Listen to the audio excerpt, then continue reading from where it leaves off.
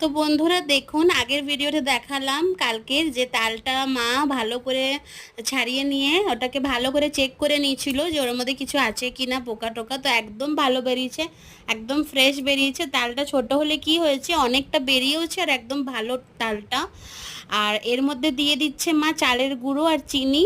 আর যেহেতু এটা পুজোর জিনিস, যার জন্য আমাদের ঘরের রান্নাঘরের কোনো জিনিস আমরা নেই না, আলাদা করেই কিনে আনা হয়, চাहे তেল বলুন আর চিনি বা কিছুও লাগুক, আলাদা করেই কিন্তু কেনা হয়। আর সবাই তাই করে, কারণ আমরা হাত ধুয়ে ধুয়ে সব কিছু ইউজ করি, কিন্তু তাও ঠাকুরের জিনিসটা আমরা আলাদা করেই কিনে আনি, কিন্তু আলাদা করেই সব কিছু বানানো হয় ঠাকুরের বাসনে করে।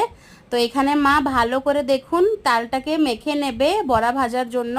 প্রথমে ভেবেছিলাম যে মালপোয়া বানাবো তালটা দিয়ে, কিন্তু তারপরে ডিসাইড করলাম না, যে একটা তাল একটু বেশি তাল থাকলে হয়তো মালপোয়া বানাতাম, কিন্তু একটা যেহেতু তাল অল্পই একটু বেরিয়েছে, তাও ওর হিসাবে অনেকটাই বেরিয়েছে।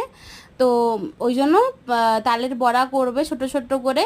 আর মালপোয়া আরও কোনো অন্য দিন বানাবো বা জন্মাষ্টমীর দিন বানিয়ে নেবো। তো এই হলো মাখাটা, মাখবে তারপরে ভাজবে কিন্তু।